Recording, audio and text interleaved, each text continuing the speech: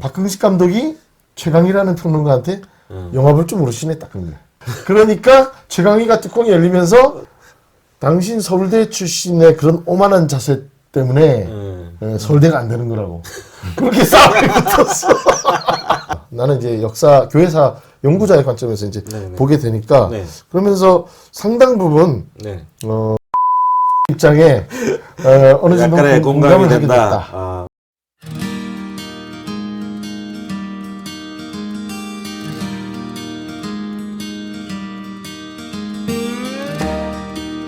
교회사로 문화보기 시작하도록 하겠습니다.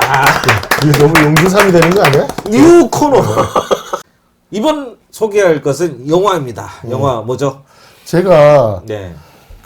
이 코너를 갑자기 주문을 받아서 주문. 요즘 네. 통 영화를 안 보다가 네. 그래도 가족 부부 간에 네. 또 이 애정을 돈독하기 위해서 네. 또 심야 영화를 2번 때렸습니다.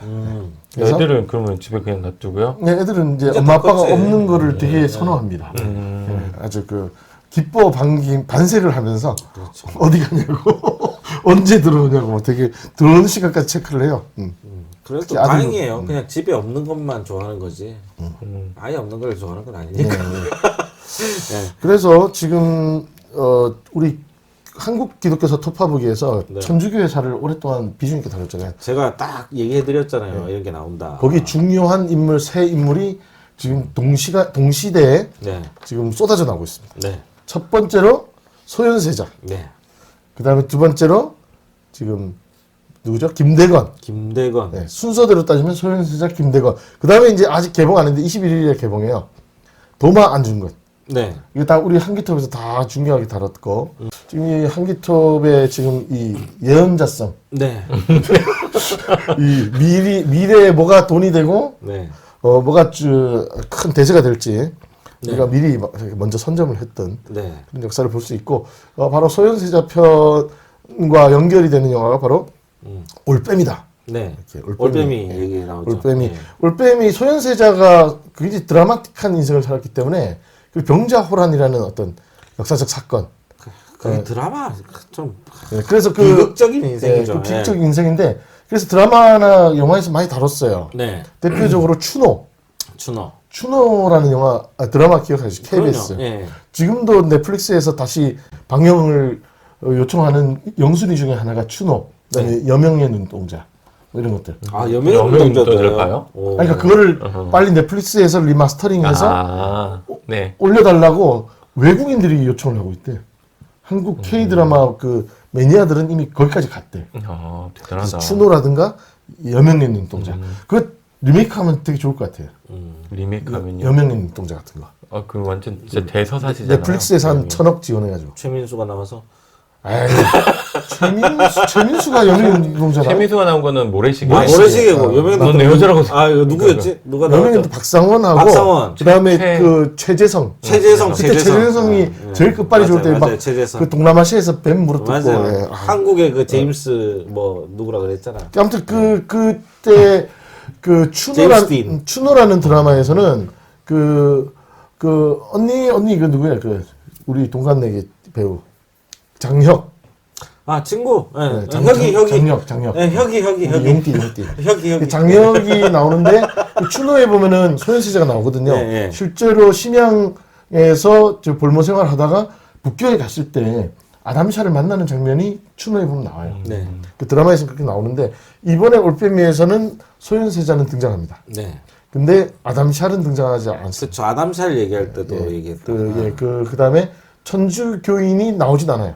하지만 뭐라고 해야 되나요? 그 서구 문물들 그걸 적극적으로 수용하고 그걸 가지고 들어오는 소현세자의 모습. 그리고 그 올빼미라는 영화에서 주목되는 거는 소현세자의 인간적 고뇌와 그 어떤 주인공으로서의 좀 부각이 네. 굉장히 컸다. 그래서 저는 소현세자가 저런 애민 정신 그리고 나라 백성을 위해서 새로운 문물을 거기에 가톨릭도 포함되어 있었죠. 네.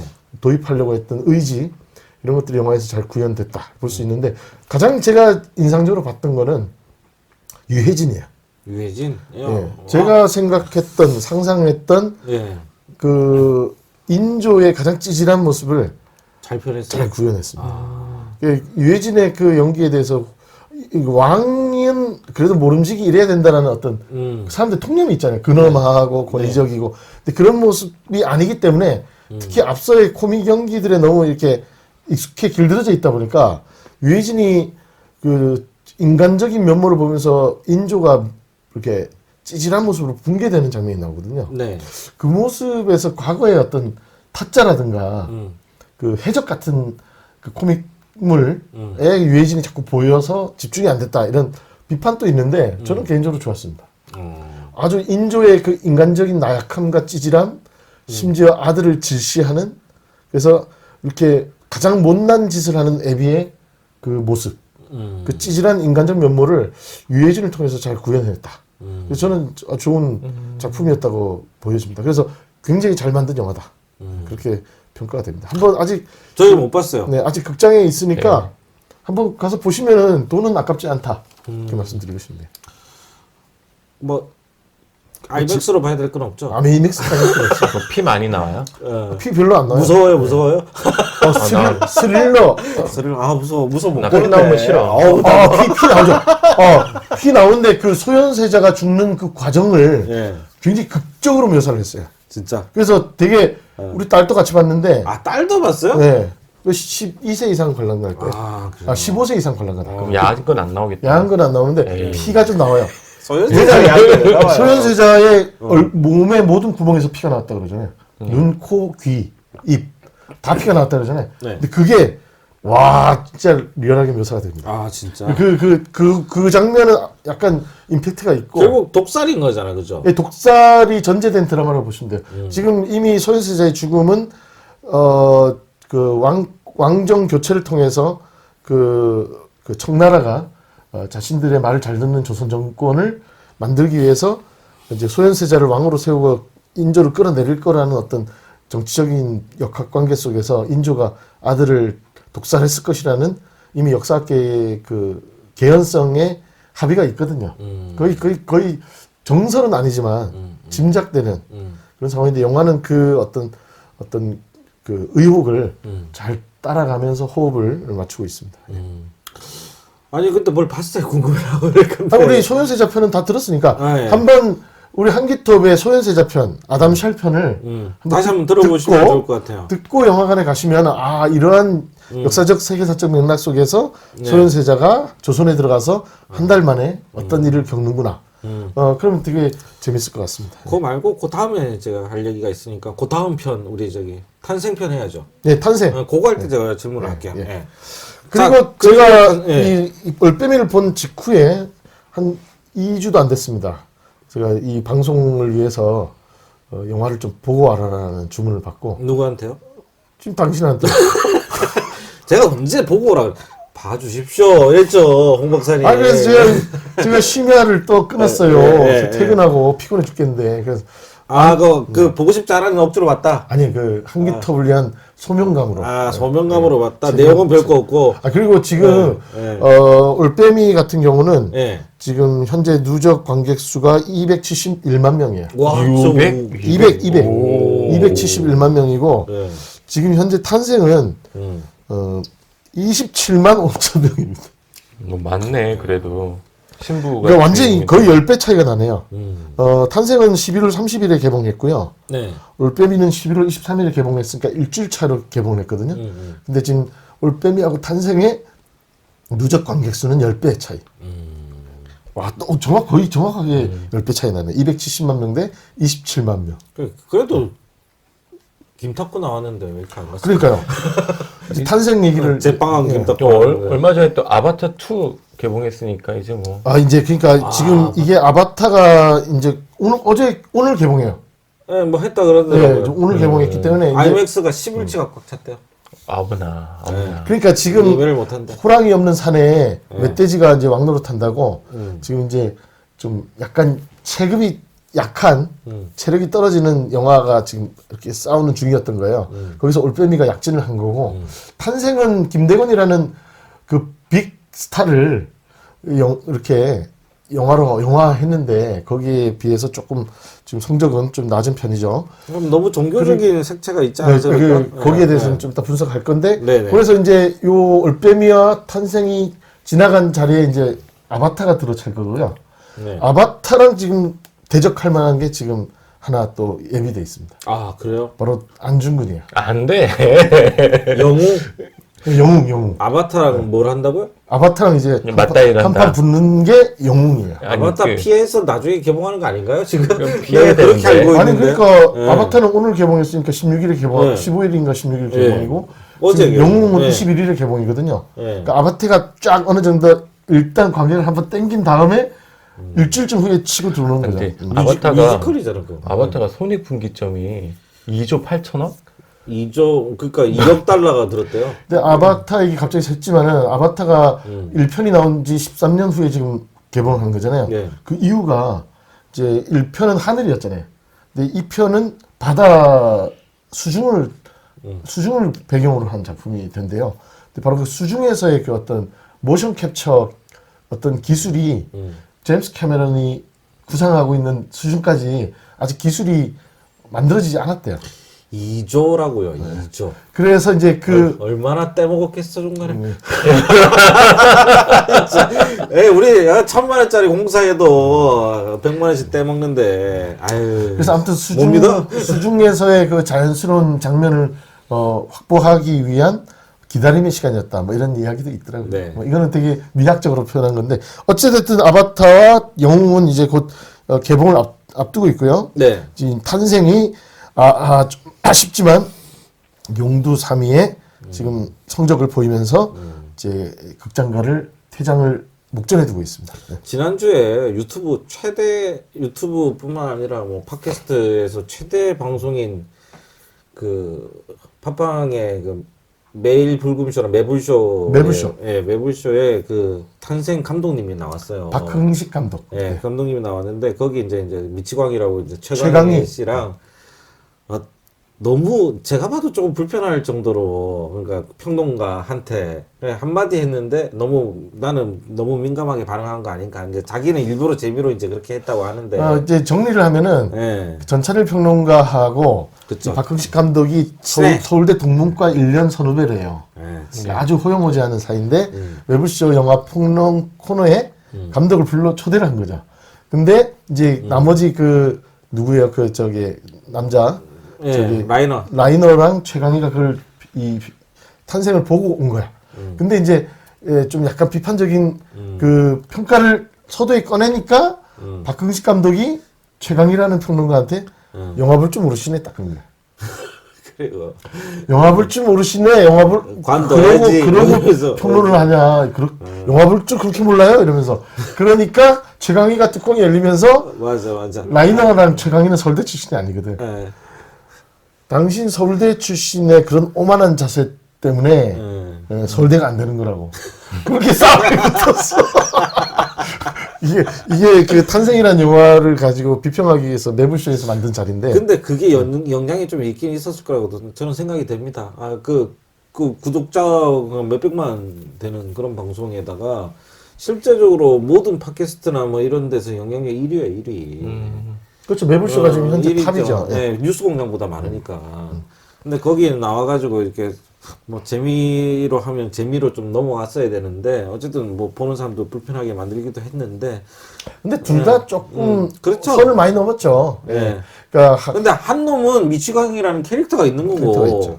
한 사람은 영화를 만든 영화를 만든 거룩한 사람이 나왔는데 이 감독이 거룩하진 않아요. 아니 그니까 어쨌든 간에 그런 게 나왔는데 하여튼 내용은 중요한 게 아니고 자 그러면 뭐 그래서 네. 그런 논란이 개봉 직전인가 직후에 있었어요. 네. 매불쇼에서. 네. 그래서 저도 매불쇼를 시청하면서 탄생이라는 영화에 대한 개봉 직후에 저 비평가들의 입장도 전해 듣고 그럼 나는 그 사람들의 관점과 어떻게 다를까? 나는 이제 교회사 연구자의 관점에서 이제 네네. 보게 되니까 네. 그러면서 상당 부분 네. 최강희 평론가의 라이너의 입장에 어느 정도 약간의 공감을 하게 된다. 됐다. 뭐라고 그랬죠? 그렇지만 전찬일 평론가의 입장도 존중해요. 전찬일 평론가는 이 영화를 보면서 카톨릭과 순교자에 대해서 전혀 새롭게 보게 됐다. 그리고 나도 신앙을 처음부터 다시 한번 인생의 신앙인으로서의 삶을 고민하게 됐다라는 얘기를 전찬일 평론가가 하거든요. 그거 존중합니다. 왜냐하면 이 영화 자체가 그 거룩한 측면이 있어요. 그런데 문제는 뭐냐면은 최강희하고 라이너가 얘기했던 거는 그 연출력이라든가 고증, 영화 화면의 그 비주얼의 볼거리 다 좋다는 거예요. 근데 문제는 이 영화 시간이 러닝 타임 150분이에요. 2시간 30분. 네. 굉장히 길어요. 그래서 저도 보면서 왜 이렇게 길게 만들었지? 근데 왜냐하면 청소년 김대건에서부터 그가 죽을 때까지 모든 일대기를 각 현장들을 다 보여줘요. 조선에서 또 만주로 떠나서 저기 마카오까지 가는 과정, 그 다음에 마카오에서 마닐라 저 필리핀까지 갔다가 또 다시 아편 전쟁 참여했다가 상해로 가서 또 그 다음에 또 뭐 한국 왔다 갔다 만주 갔다가 몽골 갔다 이걸 다 보여줘요. 그래서 정말 아시아가 다 나와요. 모든 김대건이 갔던 곳들은 거의 다 묘사가 된다고 보면 되는데 그렇기 때문에 볼거리는 풍성했어요. 전주교인들 다 봐야 되는 거 아니에요? 그러니까 그러게 전주교인들만 다 봐도 27만 명, 100만 명 넘어야지. 그럼 안 되지. 전주교인들 좀 실망입니다. 그러니까요. 보겠죠. 뭐 교회 성당에서 OTT에서 좀 따져보려고. 집에서 보려고. 그러지 마세요, 여러분들. 가서 봐요. 교황님이 가서. 바티칸에서 감독하고 배우들 불러다가 직접 시사회를 교황이 직접 보셨는데 그러니까요. 우리 한국 천주교인들 분발하십시오. 아직 극장에 달려 있습니다. 그럼 봐줘야지. 근데 제가 이 박흥식 감독이 자기 천주교인 아니라고 얘기했어요. 그래요 또? 그러니까 이분이 천주교인으로서 호교적 관점에서 이걸 만든 건 아니에요. 근데 그러다 보니까 이분의 관심이 순교자 김대건을 일단은 묘사를 해야 될 거 아니에요. 독실한 신자로서 한국의 최초의 사제의 길을 걸었던 그 독실한 신앙인으로서의 김대건을 묘사해야 되잖아요. 그럼 거기에만 집중하면은 종교 영화만 되잖아요. 근데 이 박흥식 감독이 제가 보기에는 그 천주교인이 아니고 인문학적인 관심도 있었던 것 같아요. 그래서 김대건의 인생을 파헤치다 보니까 이 사람이 단순한 천주교인의 한 사제로서만뿐 아니라 그 19세기의 격동기의 아시아 상황 속에서 그 아시아의 전체를 훑고 지나가면서 그 시대 조선인 중에서 가장 세계의 흐름을 간파했던 개화인, 문명인, 그리고 가장 첨단 문명을 온몸으로 소화해냈던 신인간이었다는 거예요. 그 어떤 문명사적 전환기적 인물 김대건을 또 보여주고 싶은 거예요. 그러니까 감독이 욕심이 큰 거지. 순교자 주기철에 집중할 것이냐, 아니면 새로운 아시아의 격동 서글강의 파도 속에서 조국 조선의 미래를 고민하는 한 청년의 김대건에 집중할 것이냐. 선택과 집중이 됐어야 되는데 이걸 다 담으려고 했던 것 같아요. 김대건이 그렇게 조선의 근대화를 꿈꿨던 사람인가요? 그러니까 이 영화를 보면 천주교를 통해서 조선이 바뀌어야 된다라는 어떤 조국의 민족애가 있어요. 교회사적으로 역사적으로 고정이 된 겁니까 그거는? 그 김대건이 바티칸에 보낸 보고서라든가 나도 몰랐던 장면들이 많이 나오더라고요. 그러니까 김대건의 텍스트를 통해서 우리도 그냥 순교자 김대건에만 너무 집중이 있었죠. 그러니까 그 조영래 변호사가 쓴 전태일 평전을 통해서 기독교적 이미지가 싹 드러내진 노동운동가 전태일만 그동안 부각된 측면이 있잖아요. 그것처럼 그래서 이제 이후에 최근에 나온 전태일 실록 같은 데서 기독교인 전태일이 많이 이제 새롭게 부각되는 것처럼 요 영화에서는 순교자 가톨릭 종교인 김대건 외에 새로운 신문물을 온몸으로 수용하고 조국을 변화시키고자 했던 열망의 청년, 한 새로운 시대의 새 시대의 문을 열었던 한 개척자 요 이미지를 보여주고 싶었던 것 같아요. 그러니까 막 정말 숨가쁘게 가는데 문제는 장면들이 좀 이렇게 선택과 집중이 됐으면 좋겠는데 너무 산만하게 루즈하게 계속 연대기적인 사건의 나열, 사람과 사람의 만남의 나열 그런 게 있어요. 그러니까 지루해. 나도 지루해. 그런 얘기 하더라고요. 그러니까 다큐멘터리적인 느낌이 나요. 그러니까 잘 만든 다큐멘터리. 그게 심지어 다큐멘터리가 지루하죠. 그렇지. 아니. 이렇게 얘기하면 다큐멘터리 작가 감독들한테 결례가 되는 말이니까. 아니죠. 소양이 부족한 거지. 아니, 그냥 다큐멘터리 뭐, 재밌지. 그 모자란 거 어떡하겠어. 사람이. 그래서 근데 아무튼 간다. 그리고 또 솔직히 말해서 제가 보면서 아쉬웠던 건 뭐냐면 이게 천주교 신자들만 위한 작품은 아니잖아요. 그럼 좀 종교적인 제의의 모습이라든가 미사를 드리거나 부제 서품식이나 사제 서품식이나 뭐 이런 거 있잖아요. 너무 길어. 그런 거를 정밀하게 묘사를 안 해도 되겠는데 되게 정밀하게 나와요. 이렇게 몸발치서 했다라는 느낌만 주면 되거든. 근데 뭐 라틴어로 막 하고 막 라틴어인지 포르투갈 말인지 막 해요. 네. 그래서 막 의뢰를 하는 거를 막 이렇게 오랫동안 보여줘.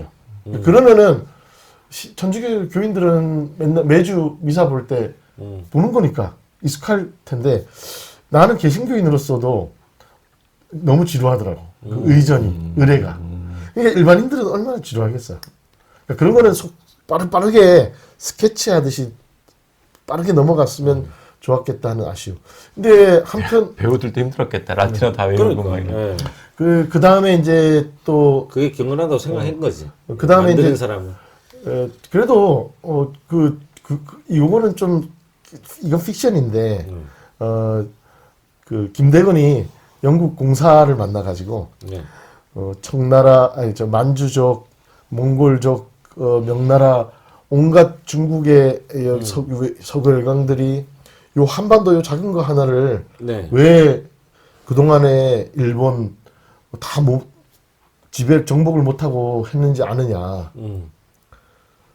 정부는 나라를 포기하더라도 이 땅의 백성들은 이 나라를 포기한 적이 없기 때문입니다. 이런 말을 영국 공사한테 김대건이 하는 장면이 있어요. 네. 근데 이건 픽션이야. 픽션인데, 그러니까 거기에서 감독의 의도가 보이는 거야. 그러니까 당대 조선이라는 반도의 위태로운 상황 속에서 김대건이 신앙인으로서뿐만 아니라 조선인으로서 네. 그 조선의 풍전등화의 상황을 네. 천주교 신앙으로 극복하고 싶었던 그 면모를 영화에서 보여주고 싶었던 것 같아요. 그렇지만 어쨌든 제일 또 저는 개인적으로 좀 몰입이 안 됐던 게 네. 6개월 정도를 걸어서 마카오까지 가거든. 그러니까 난 그 얘기 들을 때도 우리 방송할 때도 야 이게 뭐지? 뭐 이런 생각을 많이 했던 부분이 근데 있네요. 출발할 때보다 네. 얼굴이 더 살이 더 좋아서 오나요? 토실토실해서 온 거야. 마카오에 도착했는데. 오는 길에 뭐 맛있는 거 많이 먹는다고. 중국 그 탕수육을 많이 먹었나? 아무튼 좀 약간 초췌하고 피골이 상접해서 와야 되는데 네. 너무 이렇게 얼굴이 뽀사시해서 마카오에 도착하는 모습 이런 거는 저는 개인적으로 약간 몰입이 잘 안 됐어요. 그 얼굴 보러 그 제빵왕 김탁구잖아요. 네. 윤시윤. 네. 그리고 가장 또 아쉬웠던 게 이 영화의 쟁쟁한 배우진이에요. 안성기부터 해가지고 네. 예? 안성기, 윤경호, 이문식, 이경영, 신정근 아주 쟁쟁한 배우들이에요. 최무성, 백지원. 뭐 아주 여기 보면은 웬만한 영화에서 다 한 비중을 차지했던 그런 배우들이 쫙 질비한데 너무 이렇게 그 사람들의 연기력을 어떤 온전히 다 제대로 보여주지 못하고 극중에서 퇴장하는 그런 것들을 보면서 좀 아쉬웠어요. 그리고 이제 마지막으로 한국 기독교에서 덮어보니까 네. 제일 교회사로 봐줘야지 뭔가 교회사적인 네. 얘기 신선한 장면이 하나 있어요. 이제 필리핀으로 피신을 가요. 왜냐하면 중국이 정세가 불안정해서 마카오에 있던 신학교가 필리핀으로 이전을 하거든요.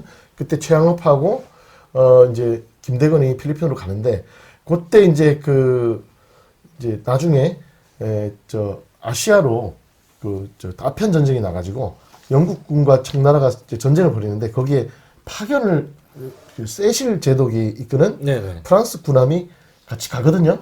그때 통역관으로 중국어도 할 줄 알고 이런 동양인 통역관이 필요하니까 네. 대건이 너가 가라. 그런 장면이 나와요.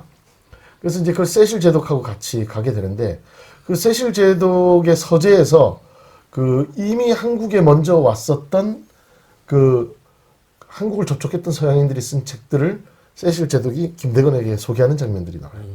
거기 보면은 그 저기 서천 마량진에 그 와서 성경책을 준 맥스웰 네. 그 맥스웰 그 대령인가요? 네네.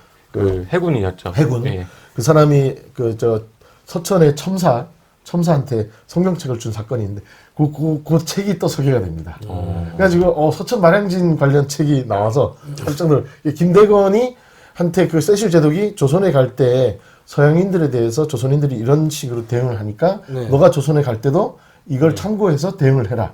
뭐 이렇게 충고하는 장면이 나오는데 거기에 이제 서천 마량진에 그 성경을 준 그 책이 소개되는 장면이 스쳐 지나가는데 되게 재밌었습니다.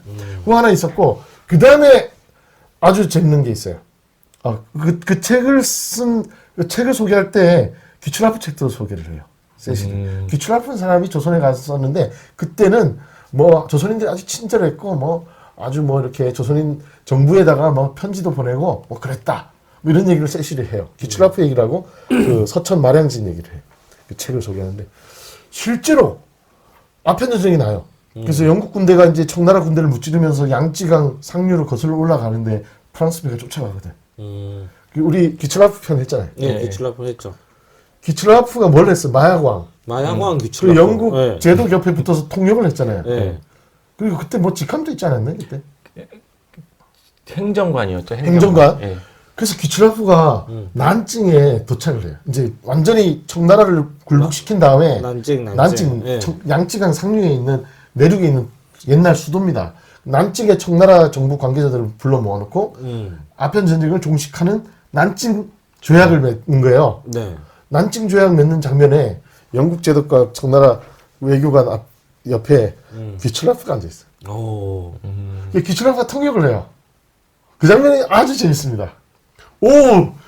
탄생에서 귀출라프를 만나다니. 와. 그래서 귀출라프가 막 통역을 하는데 네. 청나라 그 사신이 막 화를 신경질 내거든요. 예. 그 영국 그 제독이 뭐래? 빨리 조약을 끝내자입니다. 이런 식으로 통역을 오역을 해줘요. 그래서 대충 무마하는 그런 장면이 나와요. 그러니까 기출라프의 노회함, 약간 그 탐욕스러운 변질된 선교사의 모습 이런 것들이 이 난징 조약 장면에 나와요. 근데 이 그 매부쇼에서도 나왔는데 네. 박흥식 감독인가 전찬일 평론가가 얘기를 했는데 전 세계적으로 난징 조약의 조약 당시 장면을 세계 최초로 재현한 영화를. 그러니까 우리가 그 기출라프 편에서 네. 설명했던 바로 그 난징 조약 장면을 보고 싶으면 탄생을 보시라. 아, 지겹다며. 그래서 재밌어요. 그러니까 그 고증, 그 역사적인 어떤 네, 관심을 갖고 봐야지 재밌다는 역사적인 거잖아. 어떤 김대건의 라이프 스토리의 그 궤적을 네. 쫙 이해하면서 당시의 상황에 감정이입을 하면서 현장을 쭉 느끼기에는 되게 좋다. 되게 고증도 잘하고 풍경을 공들여서 그 장면들을 연출했다. 근데 바로 그 난징조약 귀출라프가 통역을 하고 있는 그 장소에 세실 제독이랑 김대건이 같이 앉아 있는 거예요. 나는 이거 놀랬어요. 난징조약에 김대건이 같이 앉아 있었다는 게. 귀출라프랑 김대건과 세실과 다 같이 앉아 있었어요. 그랬대. 그러니까 우리가 얘기한 사람들이 다 나왔네. 네. 예. 그러니까 영화에 나왔네. 예. 저는 솔직히 우리가 기출라프 편 할 때도 그 자리에 김대건이 같이 있는 걸 항상 생각 안 했거든. 그렇죠. 예. 못했죠. 근데 그 영화를 보면 같이 있어요. 예, 한번 그런 장면을 보는 재미 우리만 모르지 다 아는 사람들. 다 알 수도 있고.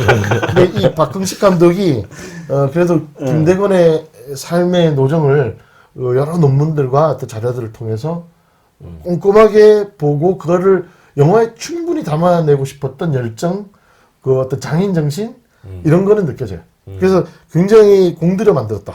하지만 좀 이렇게 너무 공들여 찍은 장면이 너무 많아서 제대로 됐고. 드러내지 못한 거야. 그렇게 얘기하지 말고 별점 5개 몇 점? 3점. 3점밖에 그래요? 김치찌개가 맛이 없는 건데. 그러니까 올빼미 올빼미 4점. 4점. 그럼 5점짜리 영화 뭐 있어요? 아바타? 5점짜리 영화는 그런 거죠. 죽은 시인의 사회 뭐 아니 이런 거 아니야? 저 한국 영화 중에는 예. 뭐가 있을까요? 태극기 휘날리며 남한산성 같은 거. 남한산성 5점이었어요? 나는 남한산성 그냥 그랬는데. 근데 사실 그 올빼미도 내가 감상평을 썼는데 별 5개 줬어요. 네. 원래 5개 주잖아. 뭘 원래 다 그렇게 줘요. 당신 포장하니까 그렇지. 아, 내가 내가 상상했던 인조의 이미지를 가장 잘 구현한 표현했게. 유해진의 연기였다. 내가 그렇게 썼거든요. 누가 싫어요를 막 누르더라고. 그게 되게 싫었나 봐. 그게 누군데? 모르죠. 그러니까 매불쇼에서도 그 얘기가 나왔어요. 한 사람은 유해진을 어떻게 그렇게 소비했냐.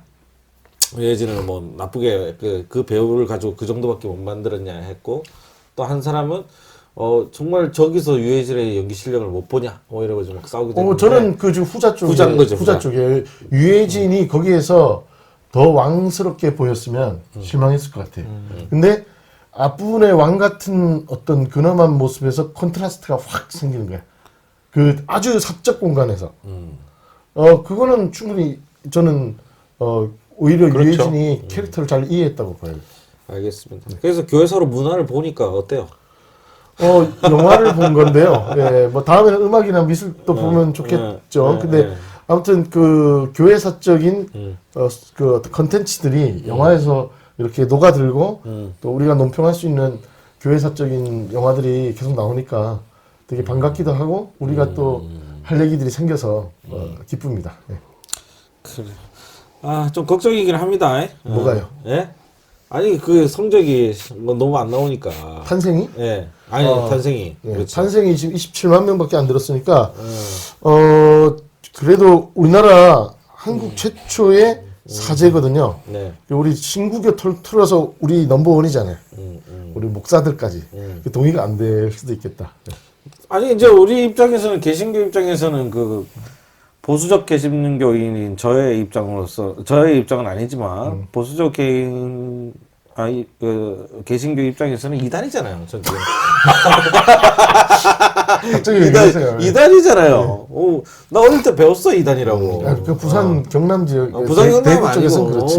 웬만한 뭐 옛날 목사님들 다 이단이라 그랬어. 부산 경남 대구 쪽에서는 감리교도 이단이라고. 우리도 이단이죠.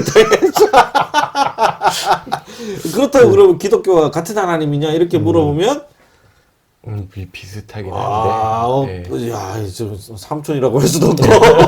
와, 내가 저기 예전에 대학원 시절에 네. 해화동에 있는 가톨릭 신학교를 간 적이 있거든요. 가니까 성당이 있어요. 네. 신학생들 미사 드리는. 그 신부님이 저 성당 저 앞쪽 오른쪽에는 김대건 신부님의 턱뼈가 모셔져 있습니다.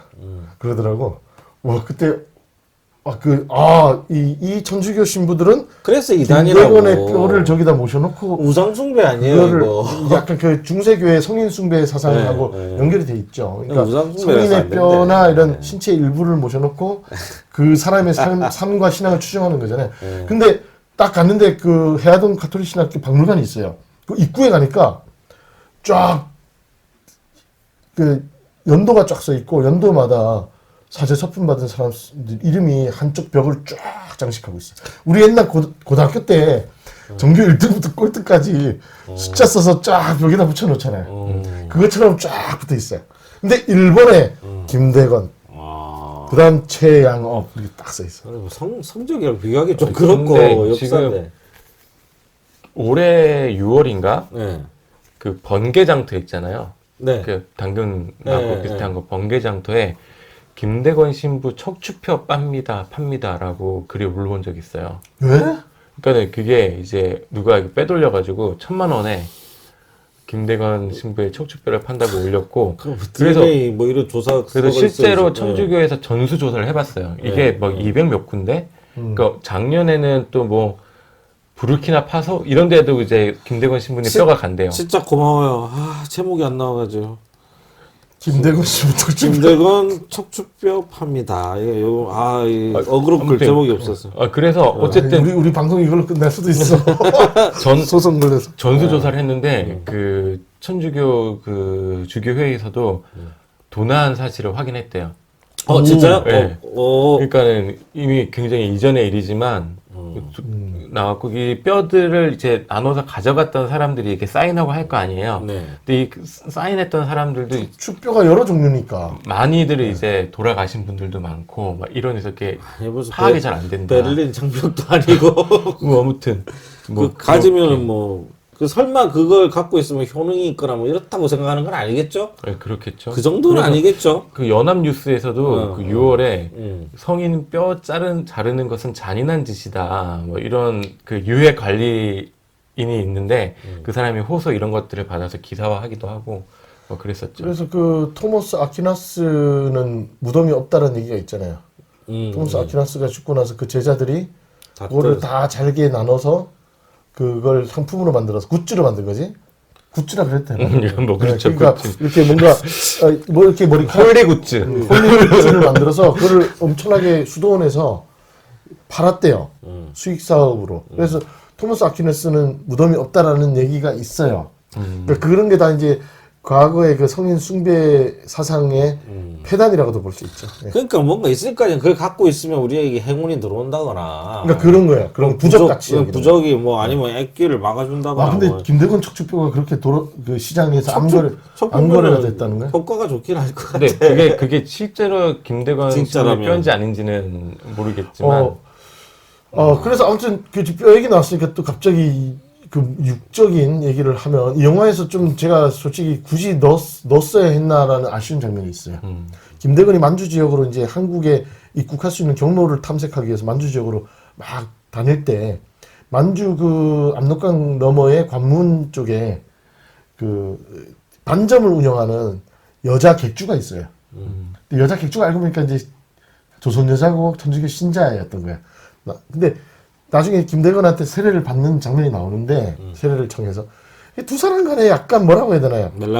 멜랑콜리한 그 로맨스 아닌 로맨스 같은 로맨스적 장면이 이렇게 묘사가 돼요. 그래서 약간 로맨틱한 어떤 장면들도 나오고. 그래서 저거를 굳이 왜 넣었을까? 이제 인간의 고뇌함. 그러니까 천주교인이 아니기 때문에. 저 니코스 카잔차키스의 그리스도 예수 최후의 유혹 뭐 이런 거 같은 거지. 예수도 십자가상에서 밑에 있는 마리아 보면서 아씨 괜히 십자가에 달렸나? 그냥 마리아랑 그냥 결혼해가지고 애 낳고 살 걸 이러면서 이렇게 상상하는 장면이 카잔차키스의 소설에 나오는 거 아니에요. 그래서 그게 로마 교황청에 금서가 됐는데 약간 그 미묘한 그 여성과의 로맨스 같은 장면도 나와요. 그거는 이 영화에 굳이 안 넣어도 되지 않았을까 이런 생각도 있고 그 다음에 그렇지만 이제 순교할 때 순교 직전에 하는 인상적인 대사는 하나 있어요. 이것도 뭐 작가적 상상력이었겠지만 내가 맞춰볼까요? 안 봤는데. 네 맞춰봐요. 저들을 용서하소서. 뭐 조금 비슷할 수도 있어요. 비슷해요? 네. 그러니까 그 배교한 사람들에 대해서 책망하지 않고 배교한 사람들의 역할과 그 사람들이 해야 될 몫에 대해서 얘기를 해요.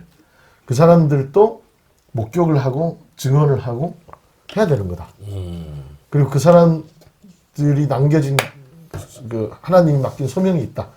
순교는 할 수 있는 사람만 하면 되는 겁니다. 라는 말을 김대건이 해요. 그래서 모두가 순교자가 돼야 된다. 그러니까 알카에다나 탈레반이나 IS처럼 모두가 다 순교자가 돼야 하고 순교했을 때 그 영광이 그 천당에서 주어진다? 이런 메시지는 아니에요. 그 메시지는 좋더라고요. 모두가 순교할 필요는 없어. 또 우리 순교 편에서 제가 얘기한 거 아닙니까? 순교 자체가 우상화돼서는 안 된다고. 그러니까 그 얘기를 영화에서 김대건 입으로 해요. 그러니까. 그래서 순교 만능론, 순교의 만사 형통론 뭐 이거 아니에요. 그러니까 아주 제한적으로 딱 그 진짜 그걸 감당할 사람만 어떤 특별한 상황에서 감당하면 된다. 그러니까 감당할 사람이 따로 정해져 있나 그것도 아니잖아. 그래서 그런 부분에서는 되게 좋은 메시지가 또 있었다. 그렇게 볼 수 있습니다. 예. 자, 오늘 뭐 여기까지 살펴봤고요. 우리 다음 시간에 또 뭐 한기톱 어워드 이렇게 또 올 것 같은데, 문화로 보기, 뭐 교회사로 문화 보기인데 뭐 교회사에 나왔던 문화에 대해서 영화에 주로 설명하고 뭐죠? 감상을 얘기했던 것 같아요. 영화에 대한 논평이기도 하죠. 예. 네, 너무 김대건은 이미 결론 다 알기 때문에 그러니까요. 스포일러는 없어요. 예, 예. 죽었어. 숨겼어요. 그래서 갑자기 숨겨 안 하면 진짜 대박인데. 갑자기 쫙 하면 이거 스포일러잖아요. 예. 스포일러 하셨잖아요 이미. 뭘 해요? 지겹다. 아 그거는 제 느낌이지. 그 알겠어요. 매 순간이 아주 다이나믹한 사람도 있겠죠. 알겠습니다. 흥미진진한 사람. 알겠습니다. 자, 이번 시간 여기까지 했고요. 우리 다음 시간에 뵙도록 하겠습니다. 뭐, 괜찮았어요? 뭐, 나쁘지 않았어요. 좋습니다. 시간 정확하게 지켜주셔서 감사하고요. 그래? 쥐어짰다. 예. 알겠습니다. 다음 시간에 뵙도록 하겠습니다. 예, 감사합니다. 공개 방송 많이 해주세요. 예. 몇몇 그 중요한 태극기에 대한 관심이 있을 법한 네. 그 학자분들한테도 좀 보냈어요. 네. 개인적 친분은 없지만 네. 도울 선생한테도 보냈습니다. 그러니까요. 도울 선생이 요즘 주역 강의를 하고 있거든요. 아, 주역하면은 이제 태극 사상과 이게 빼낼 수 없는 관계니까 네, 네, 보냈어요. 네. 보냈는데 한 그 책이 도착하자마자 그날 제 연락처를 그 기독교 사상에다가 전화하셔서 수송을 하시네요. 아, 그래서 제 연락처를 문의하시고 제 연락처를 아신 상태에서 그 사람이 누구냔 말이야. 직접 전화를 받았습니다. 직접 전화를 해서 네. 아 홍순표 목사님이세요? 이러더라고요. 진짜요. 이렇게 얘기해요. 홍순표 목사님이세요? 이거 비타 500 드세요. 예, 아, 물 먹을래요. 네. 아이 태극기 한국교회 책을 보내주셨네요? 이러면서 이게 재밌대요. 아, 이거 아주 알차고 이 시대에 꼭 필요한 책을 쓰셨다. 그래서 그러니까요. 내가 지금 보고 있는데 아주 좋은 자료들이고 내가 네. 잘 보겠다. 이렇게 전화를 주셨습니다. 아, 그래서 제가 살다 도울 선생하고 통화를 다 했어요. 그러니까요.